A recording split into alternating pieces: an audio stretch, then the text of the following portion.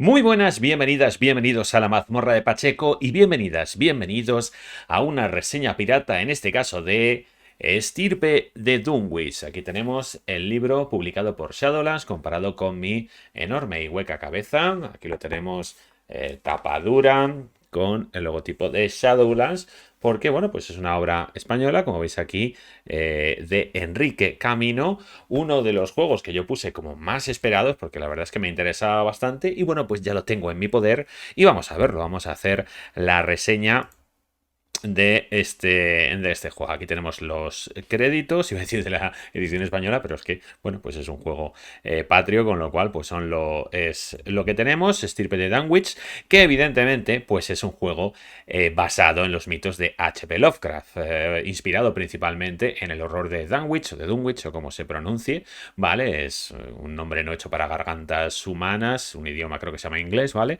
Y bueno, pues aquí lo tenemos. Este juego, como estáis viendo, pues tiene una estética muy distinta, es en la época actual y tiene un rollo como si fuera los mitos de Chulu, de Lovecraft, la Yotsototería esta, pero casi casi superhéroes, ¿no? Superhéroes no Marvel y DC, pero sí a lo mejor como una serie tipo Heroes o algo así. Bueno, luego vamos a ver las referencias, ¿no? de este juego. Aquí tenemos su contenido, su índice.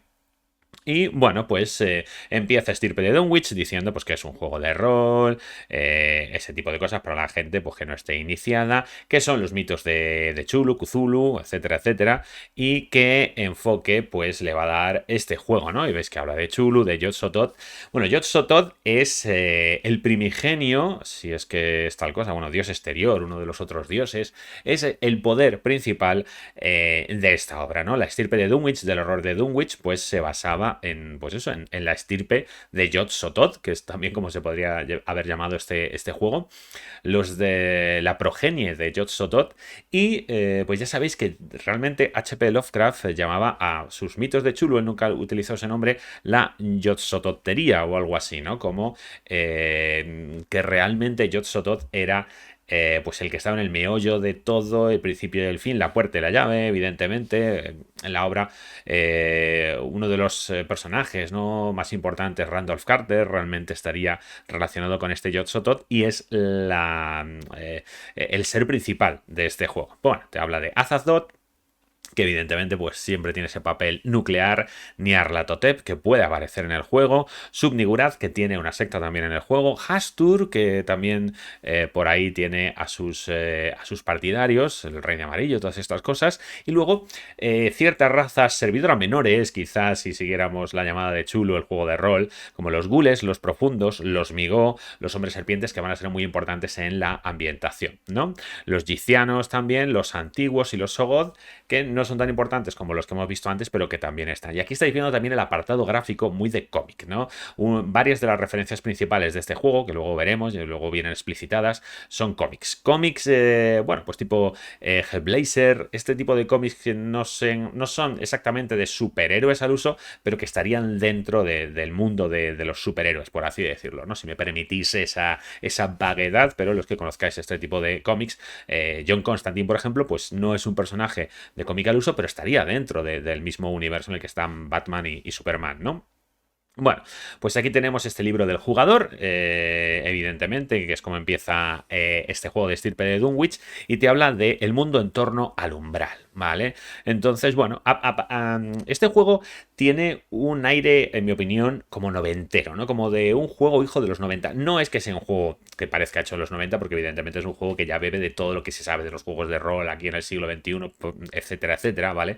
No estoy diciendo que esté desfasado ni que sea viejuno, pero para mí sí que tiene un sabor noventero, un sabor muy de mundo de tinieblas, ¿no? Y bueno, pues tiene estos relatos, empieza con estos mini relatos, tiene menos que un juego típico de mundo de tinieblas, pero bueno, sí que tiene estos relatos que te introducen dentro de la ficción del juego. Te habla de Yog-Sothoth, Y te habla, bueno, pues realmente de unos acontecimientos históricos, ¿no? Que pasaron a la vez en diferentes momentos del tiempo y crearon una conjunción cósmica. ¿Cómo puede pasar algo a la vez en diferentes momentos del tiempo? Pues evidentemente con este rollo de los viajes temporales que, bueno, pues está un poco en el centro de Yog-Sothoth, ¿no? Entonces, el evento principal es la muerte de Wilbur Whateley o Whateley o como se pronuncie, ¿vale? Ya hemos hablado de este idioma extraño.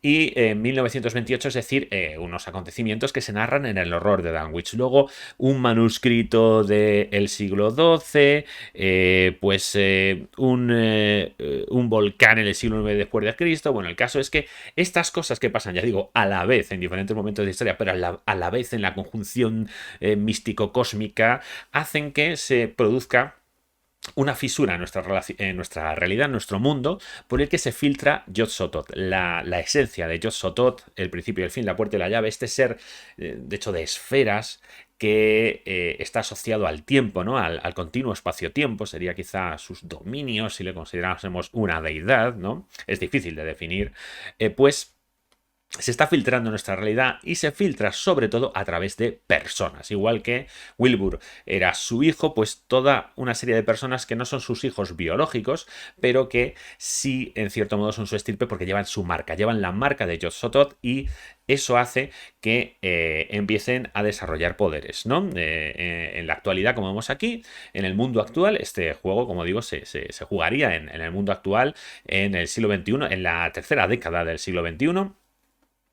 Pues estas personas que tienen la marca de Yog-Sothoth en la adolescencia empiezan a desarrollar sus poderes. Y aquí tiene otra influencia pues muy interesante que son los X-Men, ¿no? Es muy rollo X-Men de los mutantes, ¿no? Los mutantes son personas que en realidad no tienen por qué ser hijos de mutantes ni nada, pero que, sobre todo los mutantes al principio, ¿no? De la historia de los mutantes, ¿no? A lo mejor ahora.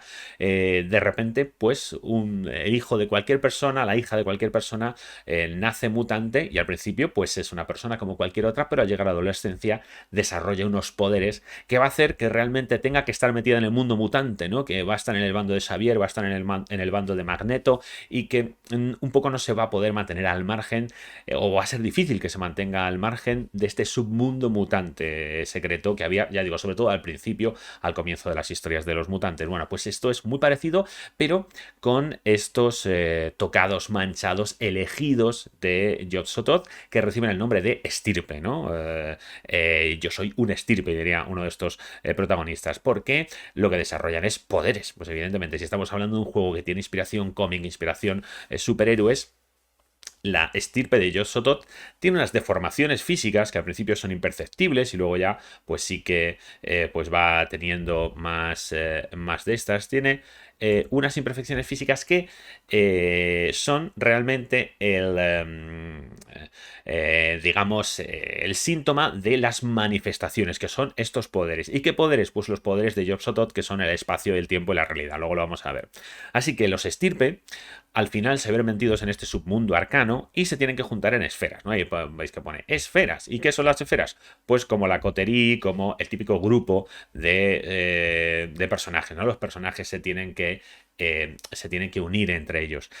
Primero, pues porque para autodefensa, bueno, pues para saber un poco enfrentarte a este mundo, para tener a lo mejor pues gente que sepa un poco lo que pasa, mentores, pues se van uniendo en pequeños grupos llamados esferas, que son la excusa para que haya un grupo de personajes y que además pues tiene una explicación en el trasfondo, y es que los estirpe cuando están solos, sus poderes se vuelven más locos. Cuando no tienen otros estirpe a su alrededor, como que sus poderes van descontrolándose. Sin embargo, cuando están juntos unos con otros, sus poderes parece como que se equilibran, se calman al resonar con otros. Esto también sería como una excusa narrativa para esta creación de esferas, que no tiene mecánicas asociadas, y de hecho lo pone más adelante en el libro, que no querían darle mecánicas a esto porque, bueno, no querían que la gente jugase con esa regla de ser un salvaje, que es como se llaman los que están por su cuenta, que es más para penejotas, pero que digamos que es una realidad en la ambientación. Te habla de Dunwich y te habla, bueno, pues de lo que sucedió en ese relato. De hecho, esto es un fragmento de ese relato, como vemos aquí, del horror de Dunwich. Y bueno, pues es una parte fundamental. Y también las historias de Randolph Carter, sobre todo la última, la de A través de la llave de plata, donde sale el mismo Yog-Sothoth. Luego, te habla aquí de 4 creencias principales de la ambientación. La primera es la profecía Migo. Los Migo, ya sabéis, los hongos de Yugoth, que en esta ambientación no es Plutón, sino otro planeta que está escondido más allá de nuestro sistema solar, pero que todavía se puede ver con algunas lentes especiales porque está fuera de fase o algo así. Pues los Migo, estos insectoides, científicos amorales, sin empatía, pues ellos son adoradores de Yog-Sothoth, son como sectarios de Yog-Sothoth y ellos tienen una profecía, bueno, la gente la llama la profecía amigo, para ellos simplemente es predicción de causas y efectos como el que predice el clima, ¿no? Cuando dicen que mañana va a hacer calor, pues no es una profecía, sino pues el devenir de datos científicos, ¿no? Pues esto sería lo mismo. Los Migo dicen que estas manifestaciones son el síntoma de un cataclismo cósmico que va a venir, en el que pues Yog-Sothoth se va a manifestar y por eso están muy interesados en la estirpe y están muy interesados en esto que está pasando. Lo que pasa es que para ellos interesados puede ser cogerte, diseccionarte, hacerte pruebas y bueno, pues ese tipo de cosas. Luego tenemos Alpha Black. Alpha Black son los hombres de negro. Los hombres de negro, más que de las películas de Will Smith, los hombres de negro de la ufología clásica, ¿no? Estos tipos de negros extraños que no se sabe si son de una agencia gubernamental o son androides o son una IA. Estos Alpha Black son una organización con sus miembros vestidos de negro. Tendríamos a los trajes negros típicos de las historias tipo Expediente X y luego tendríamos los equipos tácticos tipo SWAT vestidos de negro, los helicópteros negros, ¿no? Todo ese rollo de esta agencia quizá gubernamental, quizá paragubernamental, que están ahí para que no se sepa la verdad, mantener el equilibrio en el submundo arcano. Es como una leyenda urbana que no se sabe si es verdad. Una cosa que tiene este libro es que algunas de las cosas de la ambientación te las ponen con nombres, apellidos, tal, y otras cosas te las dejan abiertas para que nunca se sepa de verdad o los propios personajes no sepan exactamente nada de esto al empezar. Incluso el máster sea el que tenga que decidir en su campaña, ¿no? Alpha Black es esta leyenda urbana que tiene de verdad, que tiene mentira, va a ser una cosa importante en la habitación. Luego tenemos a las arañas del otro lado, ¿vale? Que para muchos son una manifestación de Yog-Sothoth también en la realidad. Y bueno, pues son una especie de cosas seres de otro lado que se manifiestan como patas de araña y que si hay mucho estirpe en un lugar que se demoran o una concentración muy grande, con el tiempo pueden llegar a aparecer e intentar llevarse los estirpes. A mí me recuerdan esos videojuegos antiguos que si te quedabas mucho en un sitio salía como, yo que sé, bolas de fuego o un malo que te mataba, pues una cosa así y que no se sabe muy bien lo que es. A mí me da una vibra muy, muy Stephen King, ¿no? De unos monstruos extradimensionales que llegan a un lado y lo comen todo y lo que hay que hacer es huir de ellos, ¿no? Y bueno, la llave de plata, esta cuarta creencia, que es esa llave de los relatos de Randolph Carter, de los relatos del ciclo onírico, que se considera el objeto mágico más poderoso de la creación porque llevó a Randolph Carter a encontrarse con Yog-Sothoth y que se supone que estalló en 1000 pedazos y bueno, existen todavía pedazos de la llave de plata, hay una llave de oro, pues la mitología de la llave de plata es muy importante entre el submundo arcano, ¿no? Que es como se llama todos los seres, estirpe, humanos que saben lo que está pasando, que saben que existe este otro mundo, porque como en mundo de tinieblas, ¿no? Todo esto pasa sin que los seres humanos, vamos a decir normales, pues sepamos nada de todo esto. En este cuadrito que dice, solo Yog-Sothoth, no hay otros primigenios, no vamos a hablar de Chulu, no vamos a hablar, y te dice, bueno, que sí, que están en la ambientación, que existen, pero que no es algo que se vaya a profundizar porque le quieren dar el protagonismo a los estirpes, a Yog-Sothoth, y varias veces a lo largo del libro te dicen que todo lo de Lovecraft podría existir o existe en este juego, pero que se van a centrar en la estirpe, en lo que tiene de distinto el enfoque que le han dado a este juego, ¿no? Te habla de Randolph Carter, como veréis, que se supone que es el primer estirpe, que realmente no es que fuera el primer estirpe, pero bueno, honoríficamente sería el primer estirpe porque fue el primer tocado, elegido de Yog-Sothoth, y bueno, pues sobre Randolph Carter hay un montón de mitología en este juego. Y luego te habla de los otros habitantes, ¿no? Como digo, las razas de Lovecraft existen y aquí han elegido unas como que son las que están más en contacto con la sociedad arcana y van a ser PNJ recurrentes de la ambientación. Los ghouls, ya sabéis, estos seres que comen cadáveres, que están cerca de los cementerios, que son mitad hombres, mitad perro, pues son muy importantes en la ambientación como aliados, informantes, bueno, pues una cosa así. Los profundos, que además de que son muy buenos hackers y manejan las redes sociales en esta ambientación, pues tienen ahí también sus bases subacuáticas, han dejado Innsmouth, ya no tienen tanto, la mayoría de ellos ya no tienen estas intenciones de hibridarse con la raza humana, aunque todavía algunos sí que lo hacen, y bueno, pues se puede también recurrir a ellos, aunque bueno, no les importan mucho los seres humanos. Los hombres serpiente, que se supone que estos quedan pocos, aislados y son anticuarios, libreros, usan su magia para parecer humanos y pueden ser pues también muy informadores, peritos, por así decirlo, ¿no? Subastadores de objetos extraños. Y los Migo, que se supone que tienen colonias en la Tierra, que tienen la tecnología más avanzada sobre la faz de la Tierra, ninguna tecnología humana se le puede acercar y de hecho comerciar con tecnología amigo puede ser algo muy importante, que tienen esta devoción por Yog-Sothoth y por lo tanto este interés más o menos científico sobre la estirpe. Y bueno, pues en las cercanías del umbral es donde se mueven los personajes, porque se supone que se ha abierto esta puerta, ¿no? De que es Yog-Sothoth, y el mundo cercano al umbral es este mundo arcano, pero mientras te mantengas a este lado del umbral, pues eres humano y tienes control, pero si te vas al otro lado del umbral, pues te fundirás con Yog-Sothoth y dejarás de existir como un ser individual y como un ser humano, y en principio, ¿no? Aunque el umbral te atrae, no deberías caer en él. Tiene esta parte tipo vampiro, ¿no? En el que pues la humanidad la tienes que ir conservando en vez de, no la bestia en este caso, sino pues esa mancha de Yog-Sothoth. Por eso tiene ese rollito también de terror personal, ¿no? Y bueno, ese recuadro que pone el mundo de Lovecraft y Lovecraft, ¿por qué no? Te dice que evidentemente en este mundo de juego existen todas las cosas que creó Lovecraft, pero no existió Lovecraft. O si hubo un HP Lovecraft, desde luego no escribió relatos, ni nada de eso. O sea que evidentemente la gente no juega a la llamada de Chulu ni al Arkham Horror porque todas esas cosas no existen. Lo siento, pero es así, ¿vale? Y bueno, pues te está dando ahí pues datos de trasfondo sobre la ambientación. Es uno de estos juegos donde quiere mucho evocar, dar pinceladas, ¿no? En vez de un compendio enciclopédico, aunque luego tendremos un poquito de eso, pero más pinceladas que puedan dar semillas de aventuras, que puedan excitar la imaginación de los narradores, ¿no? O de los Game Master, como se llama aquí. Y pues aquí tenemos las historias de la estirpe. Esta es la parte además como he dicho, de los jugadores. Luego tendremos algunas de estas cosas desarrolladas para el narrador, ¿vale? Para el Game Master. Las puertas y las llaves, que te dice que toda la imaginería de puertas, llaves, es muy importante dentro de las historias de Yog-Sothoth, sobre todo del ciclo de Carter y dentro de este juego.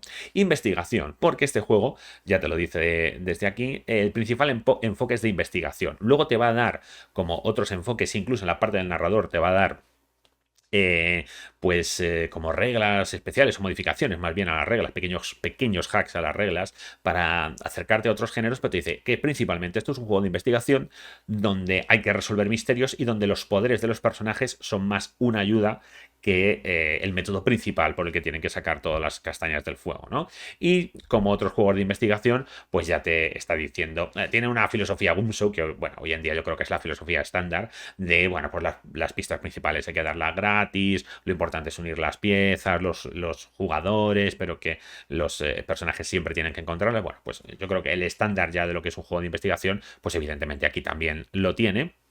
Por eso decía que es un juego con una vibra noventera, pero por supuesto sabiendo ya todo lo que sabemos sobre el juego de rol. La dualidad que te habla de uno de los temas principales del juego. En el juego, pues tú eres mitad humano, mitad primigenio, ¿no? Mitad Yog-Sothoth, por así decirlo, y puedes caer en ese lado primigenio y perderte en el otro lado del umbral y ser un PNJ, ¿no? Como en vez de, en este juego no hay cordura, pero sí hay esta corrupción y podrías acabar ahí. Y lo que te dice es que en el juego siempre hay esta oposición maniquea blanco-negro, pero que en realidad siempre se resuelve en algún tipo de gris, no te puedes fiar de nadie, los buenos parecen malos, los malos parecen buenos, ¿no? Y es un tema que se repite a lo largo de todo el juego, ¿no? El Noir es un juego que te dice que su estética principal con la que ha sido creado es una estética noir, una estética, incluso Blade Runner ponen como una de las referencias, ¿no? Pues una estética noir o neo-noir, si lo queremos, o neo-noir, como lo llaman algunos. La violencia y la brutalidad, muchas veces en el juego te dice que el sistema de combate está diseñado para ser rápido, violento, brutal y, bueno, pues que la violencia sea muy peligrosa para que no sea muchas veces pues la opción principal, ¿no? Y pues tenemos aquí, pues eso, este dilema del diablo, que es, bueno, pues siempre hay que elegir. En este juego, digamos que lo que te dice es que siempre hay que elegir el mal menor, que nunca hay como finales felices, que nunca. Entonces, también tendría mucho que ver con el noir, ¿no? Todo es cínico, no hay inocencia, todo el mundo tiene su agenda, hay un montón de traidores. Y fijaos, aquí, como os decía, ya te dicen algunas de las referencias conceptuales del juego que luego van a expandir, ¿no? Y aquí tenemos Hellblazer. Hellblazer yo creo que sería el principal, ¿no? Por eso está la primera, las historias de Constantine, la novela Neverwhere, Blade Runner, que ya lo he citado, más estéticamente que otra cosa. Watchmen, yo también veo muchísimo de Watchmen. Evidentemente no hay superhéroes per se, sino estos seres con poderes, pero yo veo mucho de Watchmen, que también en cierto modo es un noir desde esa perspectiva de Rorschach. Blade, el cómic de Blade. De los Room es graciosísimo porque justo antes de llegar a esta página estaba pensando que ciertas cosas de las que leía me recordaba a The Lost Room, esta serie de televisión que a mí me encanta, que mucha gente desconoce, que yo recomiendo mucho, y tenía también esa vibra de cosas mágicas, extrañas, cotidianas, costumbrismo mágico yo lo llamaría, que tiene este juego, y esa serie es un gran representante y yo la recomiendo mucho. John Wick, más que nada por las escenas de acción y también porque en John Wick, a pesar de que no es una cosa fantástica, tiene este submundo, esta sociedad secreta debajo de la acción, con estos conocedores, este hotel, así que, bueno, quizás John Wick se iría mucho a la acción, pero también The Blacklist, 100 balas, Resident Evil, pues quizá toquecitos aquí y allá, pero bueno, ahí lo tendríamos también, y luego van a citar más, ¿eh? Porque de hecho, había dicho que, aunque el género principal es la investigación, pues te dice aquí que se puede adaptar el género a otros estilos de juego. Y fijaos, tenemos thriller sobrenatural, investigación arcana y tiene referencias Seven. Seven es una obra igual que no es fantástica, pero que en cierto modo sí que parece fantástica, ¿no? Hellblazer, como hemos dicho, Dresden Files o los cómics de Powers. Y te explica un poco cómo serían las partidas, cómo sería el tono, ¿no? Con este género. La fantasía urbana, que te referencia a Mundo de Tinieblas. Esto me gusta mucho porque muy pocas veces un juego de rol referencia entre las temáticas, ¿no? Como referencia temática o de tono, otro juego de rol. Muchas veces lo referencia para mecánicas, pero como tono muy pocas veces o como género muy pocas veces, eso me ha gustado. Y sí, esto es un juego que yo creo muy influido por el Mundo de Tinieblas y ya digo, por esa cosa noventera. Mundo de Tinieblas yo diría incluso más Requiem o también cosas de quinta edición, ¿no? Neverwhere, que ya he citado antes, Hellboy también puede tener un rollo muy Hellboy, evidentemente, sí, este juego. Y superhéroes noir vigilantes que tendríamos, y aquí de nuevo, City Mist. También cuando leyendo este juego también tenía muchas cosas de City of Mist. Y bueno, tenemos Batman, Alias, que supongo que se refiere a Jessica Jones, supongo, o Watchmen, o quizá no, la serie de televisión de Alias, no sé a cuál de las dos se refiere. Watchmen, que lo hemos dicho antes, y City of Mist, ya digo, también tiene bastante de eso. Y Matrix, películas de acción, y a mí me vino inmediatamente también a la cabeza Matrix, John Wick, que hemos dicho, y Mission Imposible, que quizás se va un poco, pero bueno, también parece ya una cosa fantástica las últimas películas, ¿no? La búsqueda de la propia identidad, del trauma personal, que eso sería, pues, mundo de tinieblas, vampiro, y ya hemos visto, pues, a qué se refiere antes. Cazadores de monstruos, mundo de tinieblas también, cazador, precisamente, Hellblazer, y bueno, pues también esas ideas de Monster of the Week, por así decirlo. Y bueno, pues esos son todas estas referencias y todos estos giros que se le puede dar a la investigación, que es el género básico del juego. Por cierto, que un juego que no referencia y que a mí me ha recordado también muchos Cultos Innombrables. De hecho, podrías coger Cultos Innombrables para jugar al horror de Dunwich y jugar al horror de Dunwich con cultos, y jugar a cultos con el horror de Dunwich menos. Pero bueno, son juegos distintos que tienen planteamientos distintos, pero sí que tienen unos puntos en común. De hecho, si habéis visto el stream de Rea Gaming, de Amor de Otro Mundo, que se basa en cultos, la verdad es que después de leerme este juego dije, jolín, Rea. Realmente tú estás jugando más al horror de, o sea, perdona, a Estirpe de Dunwich que a Cultos in Marvel. Me recuerda más sus partidas a lo que es este juego que realmente a lo que sería Cultos. Pero bueno, juegos distintos, los otros son cultistas, tal. Esto, pues ya decimos, son estas esferas de manchados, un rollo más heroico. Bueno, heroico, no heroico en el sentido de que sean héroes, porque, pero sí en el que, bueno, pues tiene ese toquecito de superhéroes, de tipos con poderes, ¿no? Bueno, aquí te hablo de los conceptos del juego, la resolución de tareas, cuando pedir una tirada. Es un juego que hace mucho hincapié, como es normal hoy en día, en que las tiradas solo se piden cuando hacen falta, nunca cuando el máster no quiera que fallen. Bueno, todas estas cosas que no voy a repetir, pero que el juego incide. Y bueno, pues es un juego con dados de 6 y que se tiran reservas de dados de 6 que se basan en pues en tus capacidades, que podría ser lo que en otros juegos son atributos.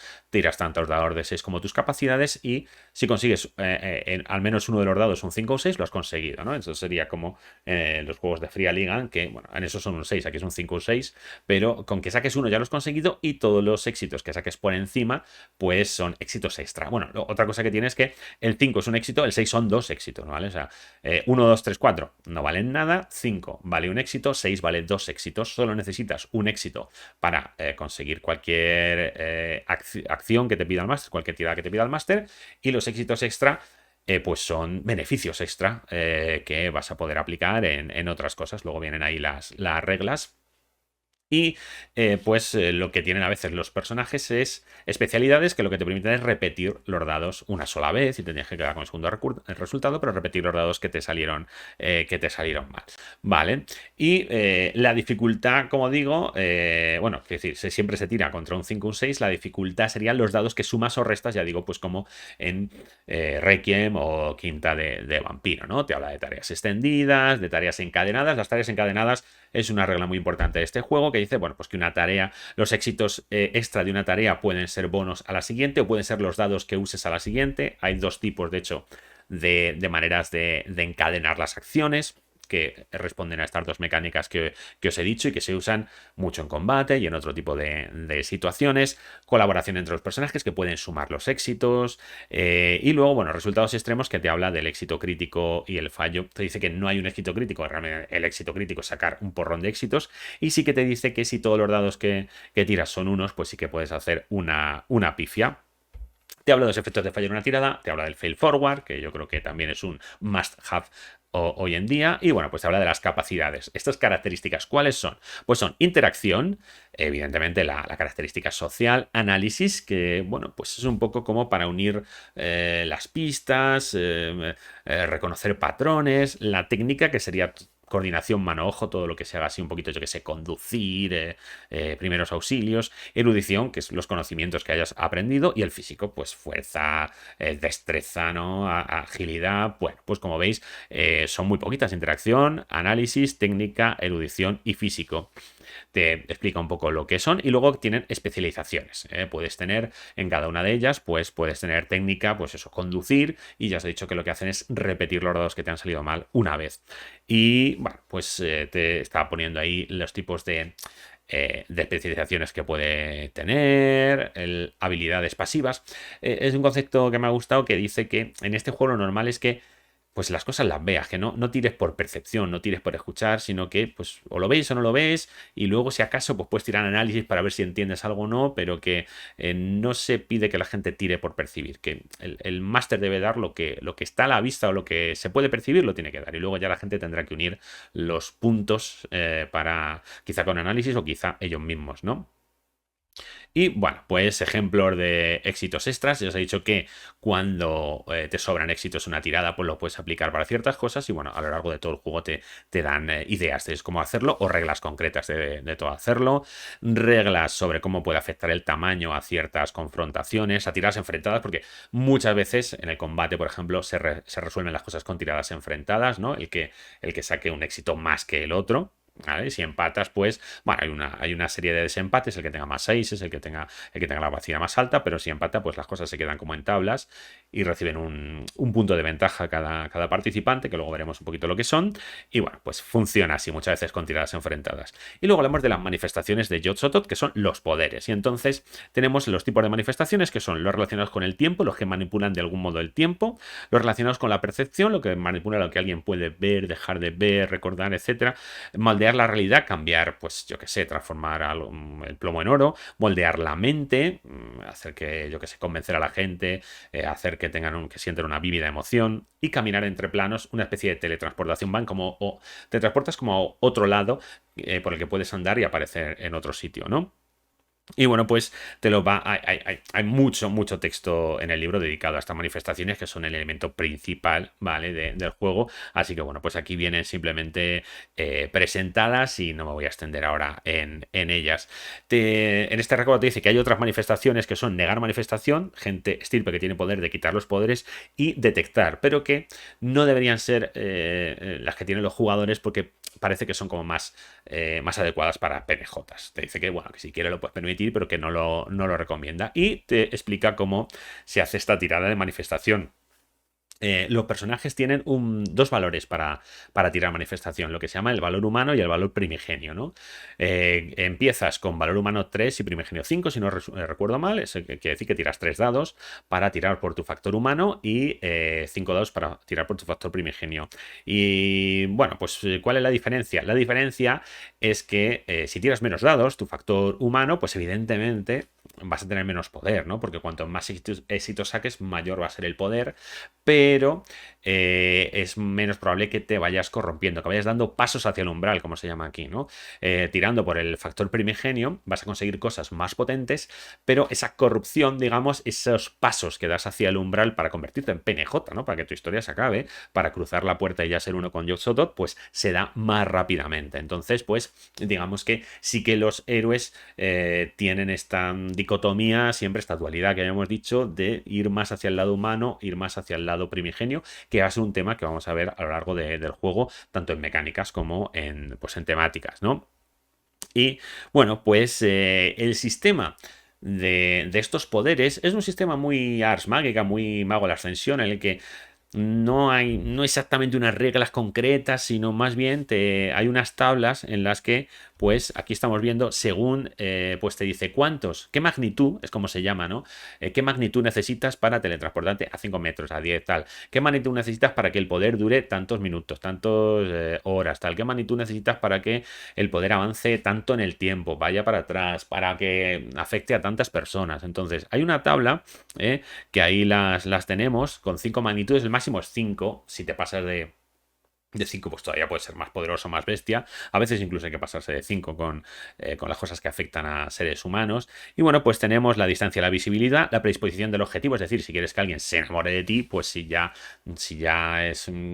siente algo por ti, pues va a ser mucho más fácil que si te odian, ¿no?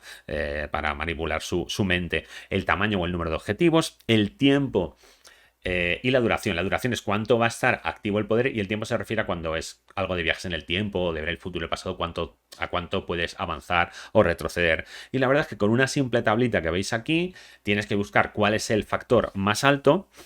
¿Vale? Lo importante, no tienes que contar exactamente todos, tienes que contar cuál sería lo más alto, ¿vale? Pues yo quiero que esto vaya un día en el pasado, pues entonces es un 3, ¿vale? Pues si ninguna de las otras magnitudes es superior a 3, pues tengo que sacar 3 éxitos o más, tengo que conseguir esta magnitud, ¿vale? Así que, pues, una cosa que tienes es que tú siempre, cuando tiras, mientras haya éxito, siempre va a funcionar el poder. Lo que pasa es que funcionará con la magnitud que has tirado. En tu factor humano será con la magnitud que dijiste o menos, ¿no? Si yo quiero un 3 pero me sale un 2, pues el poder sí ha funcionado, pero con un 2, ¿no? Si yo quería ver en un día del pasado, pues veo una hora en el pasado, ¿no? Y eso puede ser inútil, puede ser también útil o puede incluso ser perjudicial, ¿vale? Veo una hora en el pasado y veo un monstruo que me deja la cabeza loca, yo qué sé, ¿no? Vale, entonces, bueno, pues este es el sistema, pues no tan abierto como una es mágica, pero no cerrado como yo que sé, un juego de superhéroes normal. Una cosa, un equilibrio, evidentemente no lo he jugado, pero tiene pinta de que es bastante sencillo e intuitivo dentro de la flexibilidad que da, ¿no? Así que bueno, habrá que probarlo. Te dice de que, bueno, que usos automáticos es algo muy sencillo. Si las cosas de magnitud 1 las puedes aceptar sin tirar. Y bueno, de que tú tienes que decidir cómo se van a representar esas manifestaciones en la ficción, etcétera, etcétera. Y bueno, pues habla de forzar el límite, que son reglas para intentar conseguir muchos más éxitos de los que tendrías, pero acercándote más a ese umbral. Y eso sí, como veis aquí, pues está lleno de ejemplos. Vale. Y como veis, a partir de aquí es donde venimos la manifestación en detalle, ¿no? Yo no voy a entrar a decir cómo es esta percepción temporal, cómo es, pero como veis, no está tan dejado al azar como al principio puede parecer, sino que cada uno tiene una entrada, ¿no? La percepción extrasensorial, el moldear la realidad, y entonces te va diciendo las cosas que se puede hacer, las cosas que no se puede hacer. O sea, sí que hay una guía, aunque hay flexibilidad. Y tú puedes tener cierto margen, sí que bueno, pues hay una guía, los poderes son más concretos que yo que sé, que unas esferas de mago. Y bueno, pues aquí tenemos todas estas páginas dedicado a esto, ¿vale? Aquí vos veis que las manifestaciones se ajustan al tono, o sea, a veces el juego no decide en ciertas cosas, salen rayos cuando tú te transformas o es una cosa súper sutil, pues te dicen, bueno, no decimos, decidid vosotros con vuestros jugadores, ¿no? Y bueno, pues y aquí están las reglas de acercarte al umbral, ¿no? Tienes unos pasos hacia el umbral que son como unas casillas que en la hoja de personaje pues vas rellenando. Cuando me recuerda también un poquito a la paradoja, aunque aquí es un camino hacia la perdición, ¿no? Que vas acumulando. Entonces, si lo haces con el factor humano, ¿no? Lo que en Mago puede ser coincidente, pues solo ganas uno. Con el factor primigenio, pues tantos como éxitos consigas, ¿no? Pasos que das hacia el umbral. Y luego, eso sí, hay alguna mecánica que te permite borrar algunos de esos, ¿no? Porque si no, evidentemente sería un camino rápido hacia la perdición. Aquí, bueno, pues es un camino rápido hacia la perdición, ¿vale? Pero sí que hay alguna mecánica para borrarte. De hecho, con puntos de experiencia te lo puede borrar y también en vez de volvértelo con tus poderes, pues conteniendo el golpe, por así decirlo, ¿no? Aquí te habla de la violencia, que, bueno, pues es un factor importante dentro del juego, aunque ya digo, no pretende que el combate sea lo más importante, pero ya digo, aquí también esto me recuerda a esos juegos de Mundo de Tinieblas noventeros donde dicen, bueno, es un juego narrativo, el combate no es lo más importante, pero que luego te ponen sus reglas de combate con iniciativa, turnos, maniobras, ¿no? Que, hombre, parece más sencillo. No llega a ser a lo mejor tan sencillo como Vampiro Quinta, pero de luego mucho más sencillo que Vampiro, vamos, el vampiro, la mascarada de toda la vida.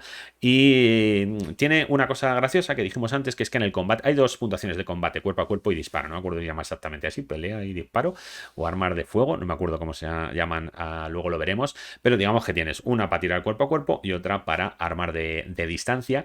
Y al luchar cuerpo a cuerpo sí que tienes una cosa que se parece a Warhammer 4, Warhammer Fantasy cuarta, que es que si tienes éxitos de más, pues tienes puntos de ventaja, que puedes aplicar inmediatamente para hacer más daño o cosas así, o puedes guardar para el siguiente enfrentamiento contra ese mismo personaje contra el que has ganado esa ventaja, para tirar más dados, para empujarle, para cosillas así. Entonces es un añadido un poco extraño, ¿no? Para este tipo de juegos así que son como más sencillos, pero que le da un componente un poquito más táctico y un componente un poquito, pues, de más versatilidad. Porque una de las cosas que dice es que, bueno, el autor, que el combate no sea aburrido, que no se llame le pego, que tiene que haber un montón de posibilidades para poder hacer cosas más divertidas y más interesantes y más tácticas.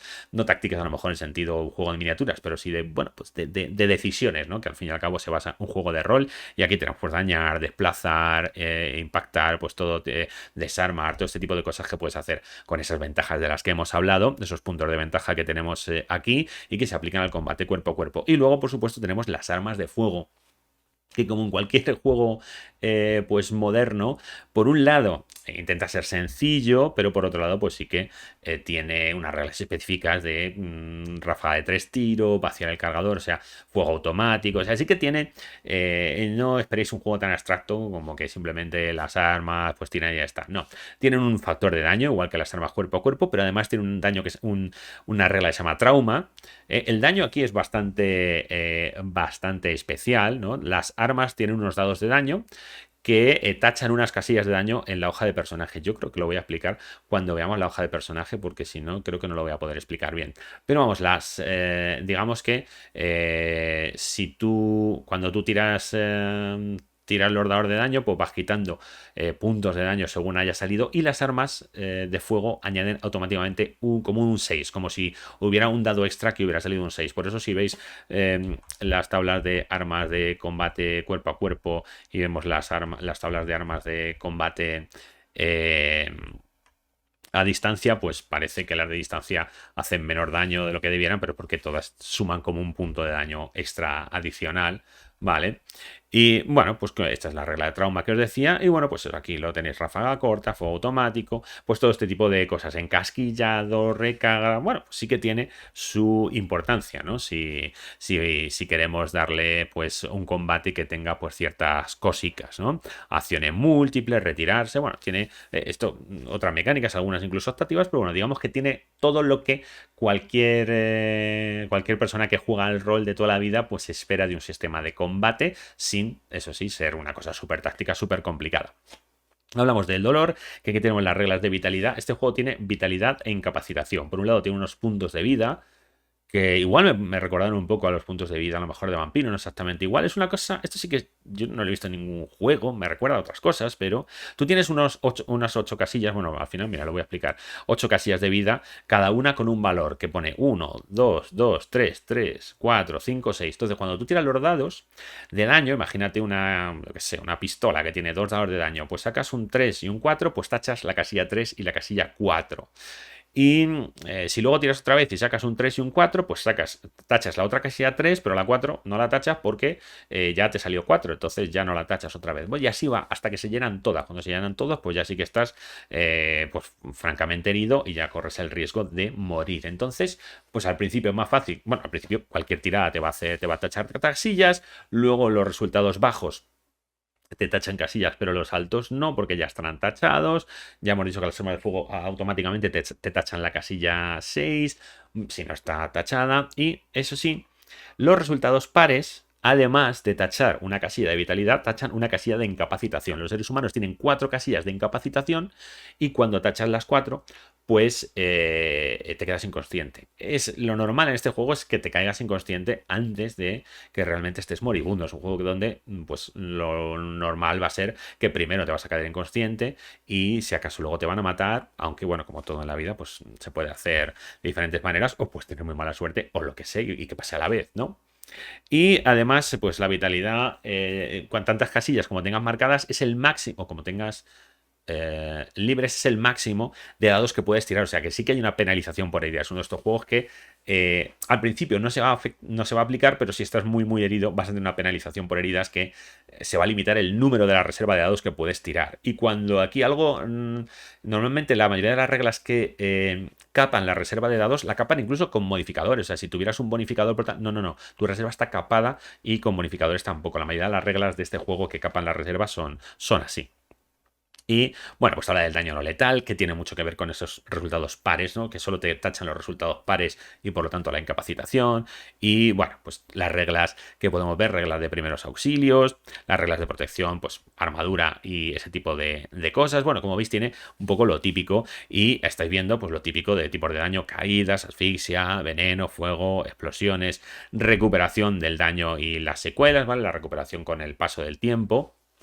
La recuperación con tiradas pues de medicina, de primeros auxilios y bueno, pues un poquito las reglas que tienen que ver con eso. Hay unas reglas de persecuciones, específicamente persecuciones en vehículos.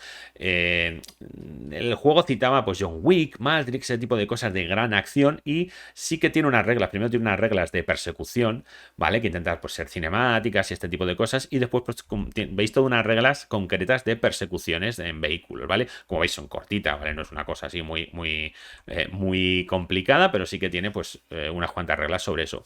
Alcohol, drogas y adicciones, que también es una cosa importante. ¿Por qué? Pues porque, a ver, en la obra de Lovecraft, estos Randolph Carter y otros soñadores que tiene, aunque las tierras del sueño no se tratan en extenso en este libro, pues sí que existen y se citan muchísimas veces, aunque no estén tratadas. pues un leitmotiv común de Lovecraft era el uso de drogas, de opiáceos, de otro tipo de drogas. Y bueno, pues aquí hay unas reglas bastante interesantes sobre el uso de drogas y los beneficios y perjuicios que te dan, sobre todo para el uso de tus poderes, ¿no? Y para acercarte o no acercarte al umbral, ¿vale? Son, como veis, muy cortitas, pero interesantes. Y bueno, pues a partir de aquí tenemos los orígenes, que se llama, es decir, la creación del personaje, que tienes unos puntos para repartir, ¿vale? 5 capacidades normales, 2 de combate, todas empiezan a cero, como veis, y tienes 15 puntos para repartir, de tal manera que siempre cada capacidad pues, se quede con un valor entre 0 y 4. Luego tienes 4 especializaciones que se aplican a alguna de las capacidades principales. Luego tienes que elegir tu manifestación de Yog-Sothoth, que empieza el factor humano. Ahí pone 2, pero yo juraría que es 3. ¿Eso es una rata o yo me he equivocado? Me lo ponéis en los comentarios, otro lo sabéis, porque yo creo que ponía que es 3 y 5. Aquí pone 2 y 5. Yo juraría que es 3 y 5, pero a lo mejor es que no me he dado cuenta yo de algo. Y te hablo evidentemente de los puntos de experiencia. Terminar una partida con vida, un punto, bueno, no se llama experiencia, de evolución.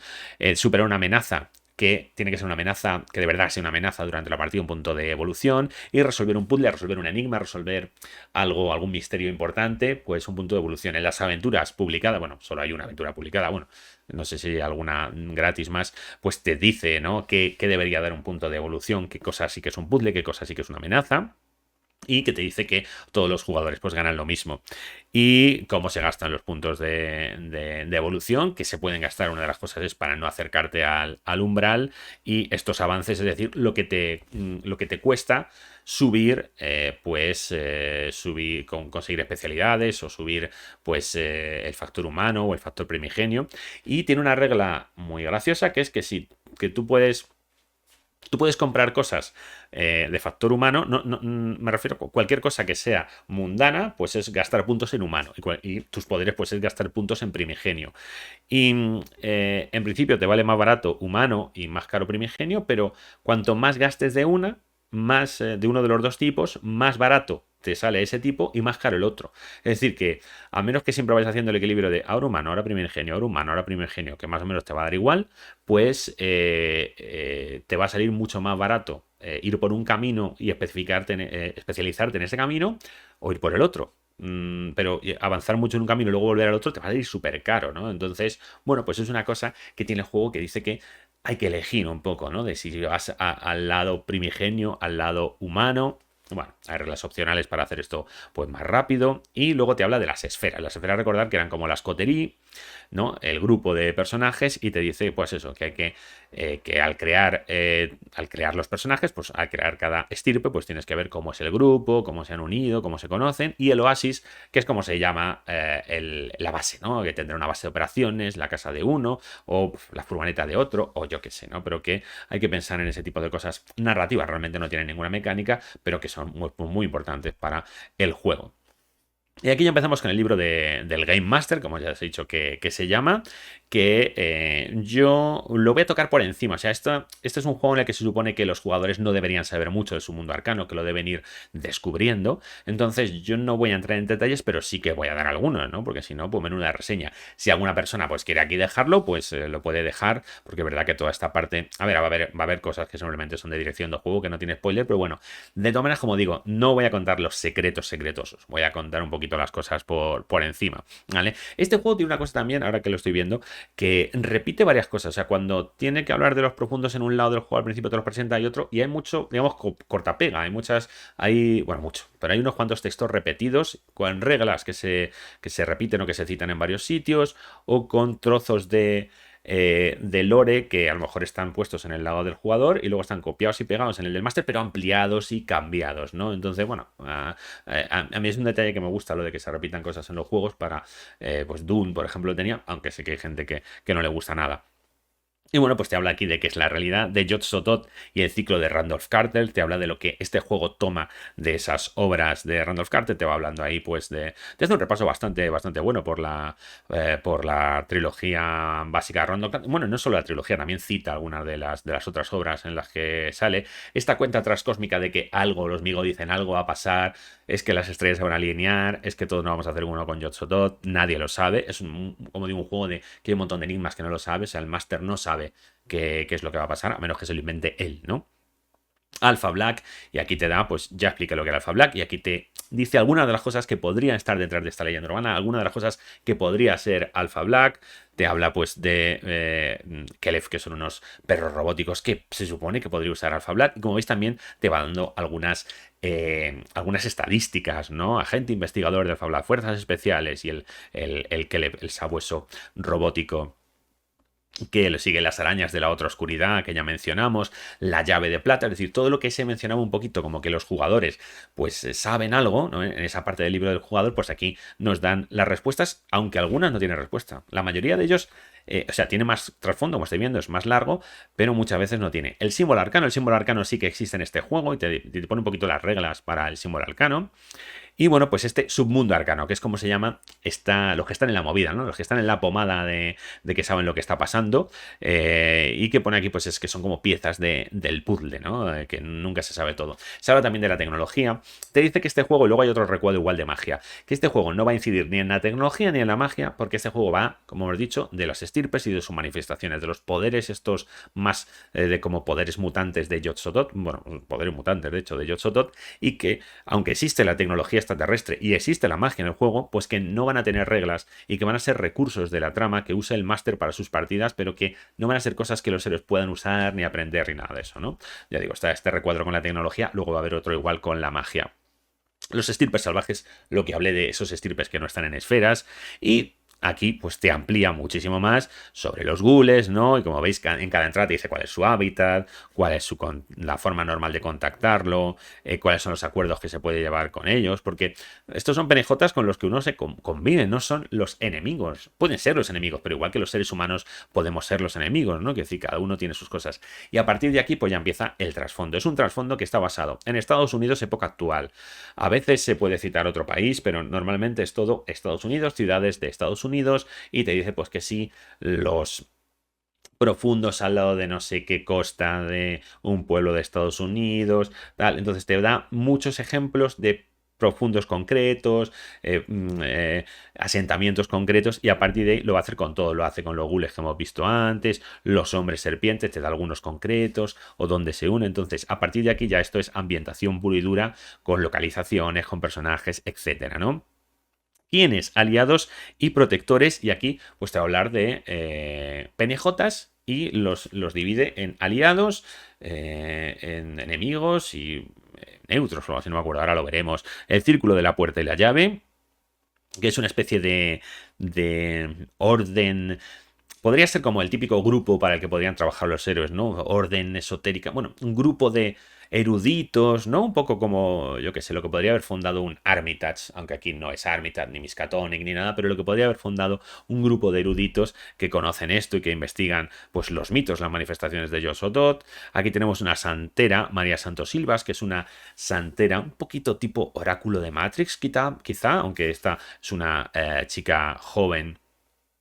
Luego tenemos pues la Orden de la Llave de Plata, que se supone que tienen un fragmento de esta llave de plata y son también adoradores un poco fanáticos de Randolph Carter y Yog-Sothoth. El Consejo de las Brujas de Nueva Salem, un grupo de amas de casa y señoras funcionarias que, bueno, pues en el espíritu de las brujas como sanadoras y cuidadoras de la sociedad, toman este espíritu de Nueva Salem, que ya sabéis que las brujas de Salem también es un tropo recurrente de las obras de Lovecraft y incluso de la propia historia de Randolph Carter, ¿no? Que también pues están metidas en este submundo arcano. Los enemigos y amenazas, pues el siguiente grupo, que serían ya los malos, y tenemos a Henry Warthor, coleccionista diletante, que este era el que coleccionaba estirpe. Hay uno que colecciona estirpe, ya no me acuerdo exactamente si era este o otro, pero bueno, hay un tipo que es una especie de lord inglés cazador que caza a estirpes. Tenemos los caballeros ungidos de San Pablo, que, bueno, pues hay unos cuantos fanáticos religiosos en este juego, unos que piensan que los estirpes pueden ser como santos y otros que son demonios y hay que cazarlo. Yúvenes, que es una señora cuyo hijo pues murió al tener una manifestación, y esto también me recuerda mucho a rollo mutante X-Men, y lo que ha creado es una especie de ONG que ayuda a jóvenes, a chicos y chicas adolescentes que se van de casa con problemas, tal y cual, que les da asilos, tienen casas de acogida, y en realidad es una manera de encontrar adolescentes estirpe, porque se manifiesta en la adolescencia, y claro, cuando de repente eres adolescente y puedes lanzar fuegos por los ojos, pues muchas veces vas a tener problemas y a lo mejor vas a tener que irte de casa y cosas así, pues tienen esta tapadera de unas casas de acogida para adolescentes con problemas, que en realidad es para coger a estos estirpes y liquidarlos, porque piensan que son pues demonios, ¿no? Que es una lacra para la humanidad. La simiente de Inanna, que son unos adoradores de Sub-Niggurath. Ya dijimos que sí, que los otros primigenios, aunque no son principales, sí que aparecen, que también pues tienen sus relaciones así chungas con la estirpe. Y luego tenemos esos agentes independientes pero interesados. Tenemos la colonia de Migo del aeropuerto de Denver. El aeropuerto de Denver, por cierto, ahora que llegó aquí, este juego tiene mucho de coger cosas del mundo real, pues que son leyendas urbanas reales, como el aeropuerto de Denver, que sí tiene unos sótanos extraños, y sí que tiene cosas tipo cuarto milenio, tipo ufología, tipo leyenda urbana, que se aprovecha, ¿no? En eso me recordó a juegos como Delta Green o como Unknown Armies, porque sí que coge como cosas de trasfondo ufológico, trasfondo de leyenda urbana, pero le da una vuelta de tuerca con la ambientación y mezcla, como digo, esa cosa absurda, costumbrista, realista que tiene el tono de este juego. Tenemos la milicia de hombres libres de Tennessee, que es un poco... A mí me recordó a la secta esta de Waco, y sería como una versión de esta, pues imaginaos, secta de esta de ultraderecha estadounidense, fanáticos de las armas, pero que el tipo fue a la cárcel, se reformó y ahora, bueno, pues intenta mantener un perfil bajo, pero que, bueno, sigue en la movida. Veis, aquí tenemos un hombre serviente, este no sé si es Sal, hay como digo, gente con nombre y apellidos, y de hecho aquí lo tenemos, André de Clemón Ambrose, un mago, una especie de mago poser, mago wannabe. Sal, que es quizá el que habíamos visto antes, un hombre serpiente muy majo, que es un gran bibliotecario. Wolfgang, el ghoul erudito, ¿no? Un ghoul obsesionado con Mozart, que se hace llamar Wolfgang y que pues trafica ahí con información. Lavinia Whately, que en principio sería la Lavinia Whately de la historia de Lovecraft, que tiene pues ciento y pico años, ¿no? Y vive conectado a una máquina respiradora de tecnología Amigo, y es como una cosa oronda que está en una cama de dosel ahí en Dunwich, y que quiere reunir a todos los estirpe porque piensa que son todos sus hijos, que ella es la madre de todos, y mola un montón, la verdad, la historia de Lavinia. Abdul Al-Raed, que es una especie de Abdul Al-Jarez, o sea, el creador del Necronomicon. Este juego juega, si me valga la redundancia, con el hecho de que el Necronomicon quizá no es un libro, quizá es un concepto o quizá es una persona, ¿no? Y se juega también con que esta persona puede ser el Necronomicon. También uno de sus mates puede ser el hombre negro, juegan con Nyarlathotep, aunque luego Nyarlathotep se va a citar de otra manera. El representante, que es pues eso, un representante, pero en vez de actores, el típico representante americano que lo mismo te lleva payasos, que magos, que actores, que cantantes, pero con gente del submundo. Claro, ¿a que quieres un ghoul? Vale, que necesitas un hechicero, tal. Y bueno, como ya digo, este ambiente costumbrista del juego. Arroba de Queen in Yellow, una asesina súper misteriosa, súper despiadada. Al Gardener, mafioso marcado, que bueno, pues el típico, digo típico porque bueno, esto sí que es un tropo de la llamada de Chulo, el mafioso que está metido en los mitos, en este caso un mafioso que se estirpe. Trevor Walters, detective de homicidios de Baltimore, un detective corrupto que también tiene trato con los ghouls y sabe de su mundo arcano. Y aquí tenemos otro pequeño relatito del almacén de carne de la calle Cornell, que habla de otro de los personajes importantes, el erudito, que es un humano que tiene una biblioteca. Esta historia también mola un montón. Tiene una biblioteca grandísima, pero como no la puede tener todo el mismo sitio, ni se puede quedar en el mismo sitio mucho tiempo porque le persigue a la gente de Whately, la tiene repartida en taquillas de estaciones de autobuses por todo Estados Unidos, y es un experto en protomateria Sogoth. La protomateria Sogoth existe en este juego y se puede crear con una especie de zombies con ellos y tal. Bueno, ahí lo tenemos, el guardián proto Sogoth. Y luego tenemos qué y dóndes, ¿no? De Pizza Cult, que la pizza cultista o el culto de la pizza, que en este juego Algunas cosas directamente me parecen de David Lynch, ¿no? Hay una cadena de pizzerías tipo Pizza Hut, pero se llama Pizza Cult, bueno, de hecho también parece un non-armis, ¿no? Que en sus trastiendas es terreno, digamos, sagrado, es como hay un pacto de que en las trastiendas de Pizza Cult la gente del submundo arcano puede reunirse, puede hacer tratos, negociar, y ahí no se puede hacer, no se puede atacar a nadie, no pueden levantar las armas, ¿no? Sería un poco como sagrado, acogerse sagrado, o como como pues la camarilla, un Elisio, ¿no? En la casa de empeños de Dory Ann Gray, que bueno, pues empeña cosas bastante de su mundo arcano, evidentemente. Y el teatro Paramount, que es un teatro de ruido que tiene puertas que te llevan, tiene puertas que te teletransportan a lugares, que se supone que una te lleva a la... con Yotsodot, una te lleva al otro lado del umbral, la trastienda, que es, esto sí que se parece a la habitación perdida que decíamos antes, ¿no? Ciertas, o sea, de repente una puerta de una tienda al azar que te llevaría a la trastienda te lleva a una habitación concreta donde hay un televisor con imágenes del futuro, ¿no? La brecha, que, bueno, pues un estadio de fútbol que uno de los asientos, un estadio de fútbol abandonado, que uno de los asientos concretos, si te sientas ahí, ves a Yog-Sothoth, la tumba de Christopher Carter, que es el personaje de las novelas de Howard Carter de H.P. Lovecraft, que se supone que se le apareció y es el que le dijo cómo coger la llave de plata. Pues hay mucha gente que está buscando esa tumba, ¿no? Las esferas brillantes, un grupo de artistas conceptuales underground que crearon una obra de arte que se supone que tiene poderes extraños. La caja de ébano, que es... una caja, es que no me acuerdo lo que guardó algo importante, no me acuerdo muy bien, pero que tiene el poder de detectar estirpe, ¿no? Que es una cosa que en principio no se puede hacer. El puñal de San Pancracio de Taormina, ¿no? Como era Taormina, ¿vale? Que también se supone que es un puñal con ciertos poderes mágicos. El cerebro del primer estirpe, los Migo, recordar que tienen estos cilindros donde guardan los cerebros, y bueno, pues aquí hay una teoría sobre quién tienen en uno de esos cerebros. El trozo de cordel, que se supone que es un fragmento de Yog-Sothoth que puede unir las realidades.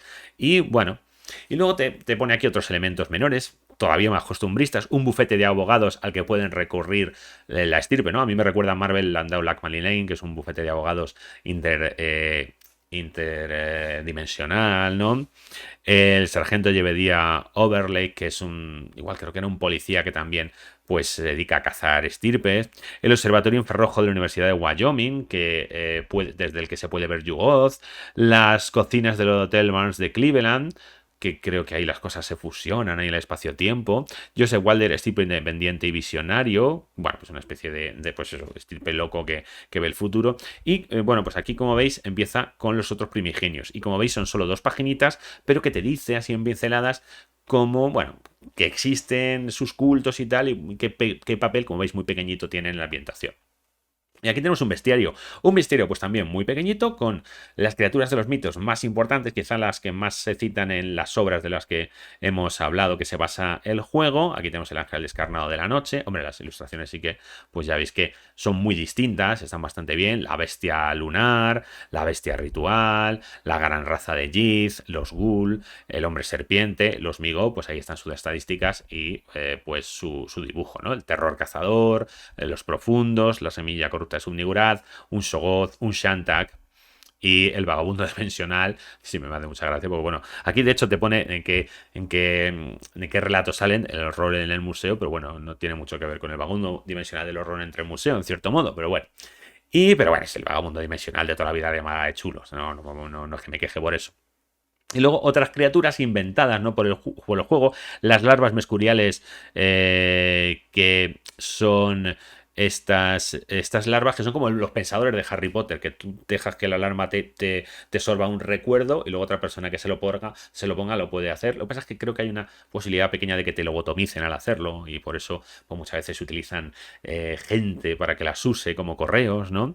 Las sombras de Rub al-Hali, que son unas sombras, aquí está, unas sombras como con cuernos que te pueden volver loco, que hacen estos susurros de la locura. Y bueno, pues algunas cosas que ya no serían de Lovecraft, pero que sí que están en la ambientación. Y bueno, pues llegamos al capítulo de historias donde te habla semillas de partida, que básicamente esas semillas de partida son, como veis, una sola línea. Es decir, ¿qué cosas se puede hacer en este juego? Pues encontrar a un estirpe perdido, conseguir un artefacto, como veis, en una sola línea. Como cuando te preguntan, ¿pero este juego de qué va? ¿Qué se hace en este juego? Y luego volvemos a tener, volvemos a repasar, como os dije, lo género de antes, thriller sobrenatural, investigación arcana, y te da 2 semillas de aventura de cada uno de estos géneros, muy muy básicos, como veis, son un parrafito, y luego te habla de si se le aplicaría modificación a las reglas. La mayoría de las veces la modificación de las reglas es pues que tengan más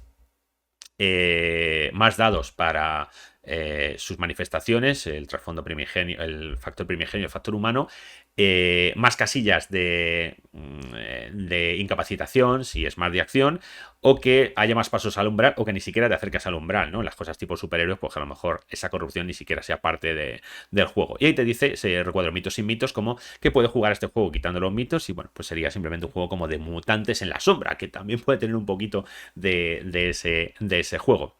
En el centro del universo, primero empieza con un recuadro con como imágenes chulas que puede tener una partida. Te habla de que en este juego no existe la cordura ni nada que lo pueda imitar, ¿no? Que está esa corrupción que dijimos los pasos hacia el umbral, pero que es otra cosa, y que aunque sea un juego de Lovecraft no tiene esa mecánica. Y te habla aquí de gestionar las manifestaciones, de cómo dirigir estirpe de Dunwich, la estructura, crear un escenario. Bueno, aquí te habla sobre todo de cómo llevar una investigación, un escenario de investigación. O sea, tiene, como veis, un capítulo o por lo menos una parte dedicada específicamente al ritmo, a las pistas, a las pruebas, a qué hacer cuando se bloquean, cómo gestionar el hecho de las pistas falsas, pues cómo usar los tópicos del género, diseñar las aventuras, poner un buen gancho, que el gancho no solo el gancho que haga que los personajes pues tengan un motivo para empezar a investigar, sino para seguir investigando y para querer venir para la siguiente sesión, cómo usar los aliados y los enemigos, las relaciones entre PJs, la propia esfera. Algo para recordar que es que siempre tenga todo algo memorable. Incide mucho, sobre todo en los combates, pues que estén en un escenario interesante, que se puede usar el terreno. Y sigue hablando de eso en violencia y brutalidad, ¿no? Los clichés, cómo usarlos, cómo no. Bueno, las tiradas. Y luego en tiempo real, esta sección en tiempo real te dice cómo ir ajustando las cosas, pues eso, durante la partida, no ya durante el diseño, sino a tiempo real durante la partida, durante las escenas, durante los combates, las persecuciones, cómo llevarlas, cómo aprovechar al máximo los personajes no jugadores. Como veis, es un capítulo del máster, sin embargo, pues el enfoque que tiene es muy dirigido a este juego, ¿no? Muy dirigido a cómo hacer todo este tipo de cosas en estirpe de Dunwich, hacer que todo sea creíble. ¿Veis? Este es el recuadro de magia y artefactos que os dije antes. Y bueno, pues también de cómo usar los PNJs, de que los PNJs dan color, que los PNJs tienen que tener sus propias agencias, que los PNJs alienígenas deberían tener una mente alienígena. Bueno, pues como veis, todo un montón de consejos para dirigir el juego. Y aquí, metidos hasta el cuello, tenemos unos personajes pregenerados. El juego viene con 3 personajes pregenerados para la aventura de iniciación que viene aquí. Vamos, que se pueden usar para cualquier cosa. La aventura de iniciación no necesita que sean estos personajes y estos personajes no hace falta que sean para esta aventura, pero bueno, tiene 3 personajes pregenerados para la aventura. Muy sencillitos, como veis. Y luego tiene una aventura de iniciación, no la propuesta 106, que, bueno, pues igual en una ciudad de Estados Unidos, los protagonistas, no la voy a destripar, pero los personajes, pues ha desaparecido un amigo común. Y es una aventura que está hecha para que se conozcan, para que se supone como sería la primera aventura, donde ellos ni siquiera habían creado la esfera, no se conocen a unos a los otros, no saben nada de su mundo arcano, saben que ellos son estirpe, pero quizá ni siquiera sepan lo que es un estirpe.